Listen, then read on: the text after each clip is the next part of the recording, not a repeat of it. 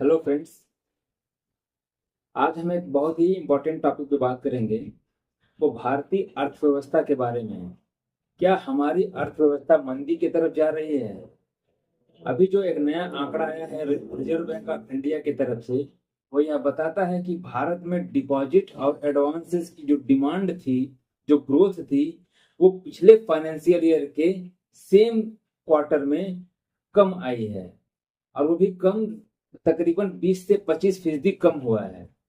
यानी कि जो जुलाई 2023 में जो डिपॉजिट का ग्रोथ था, वो जुलाई 2024 में डिपॉजिट का ग्रोथ 2023 के ग्रोथ की तुलना में बहुत कम हुआ है।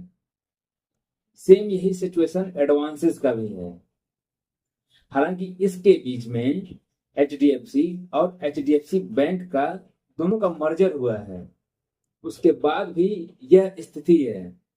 यह बताता है कि डिपॉजिट का जो बार बार शशिकांता दास जी का जो कंसर्न है कि वो बैंकों में गिर रहा है और वह पैसा स्टॉक मार्केट में, सिक्योरिटीज मार्केट में लग रहा है, वो उनका चिंता करना जायज है।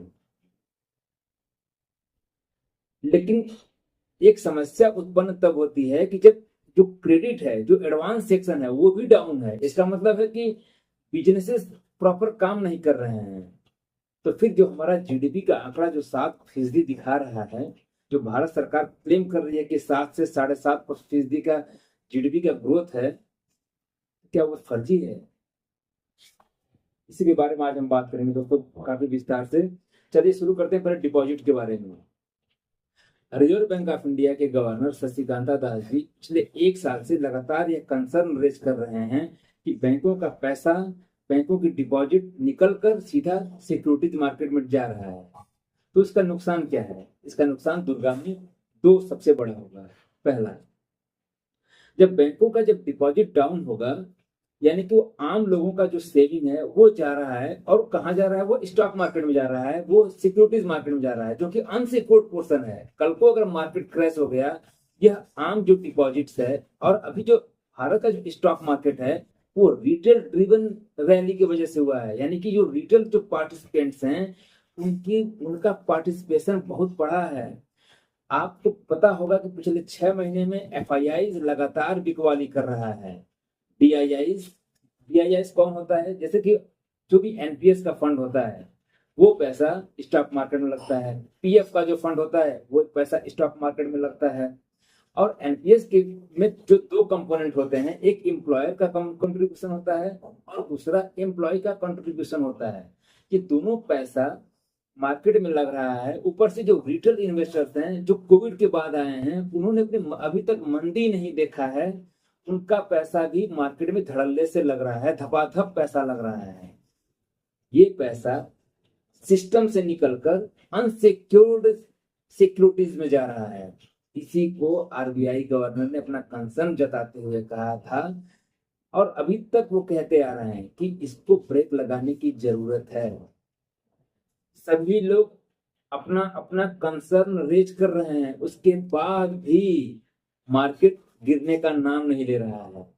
बार बार, चाहे कुछ हो, जो सेबी की जो चीफ हैं, उनका कहना हो, दास जी हो, सभी लोग अपने किसी तरह से ये लोग चाह रहे हैं कि मार्केट कोलैप्स कर जाए, गिर जाए, लेकिन नहीं गिर रहा है अपना मार्केट।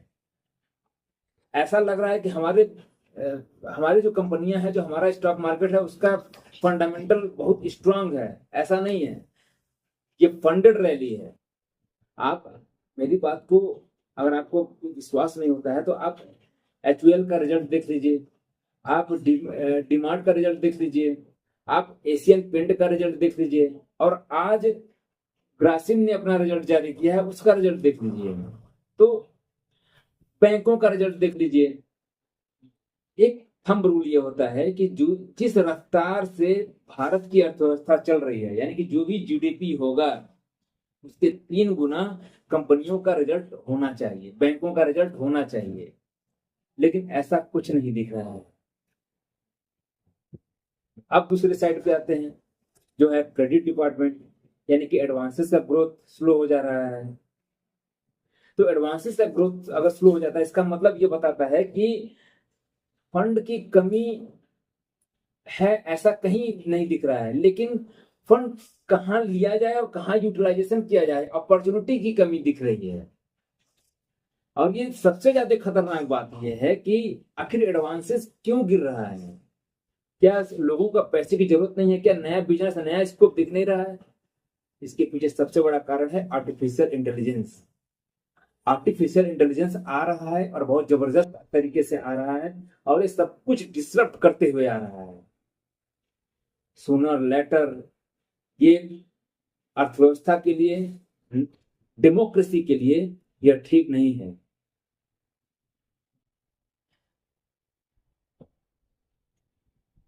स्टॉक मार्केट का अपने ऑल टाइम हाई पर होना, डिपॉजिट ग्रोथ गिरते जाना या रुक जाना, एडवांसेस का ग्रोथ रुक जाना, यह सब एक अनिश्चितता की तरफ ले जा रहा है। ये सब कुछ अनिश्चितता की तरफ ले जा रहा है। कि एक आपने पिछले कुछ दिनों में एक वर्ड सुना होगा, ब्लैक स्वैन।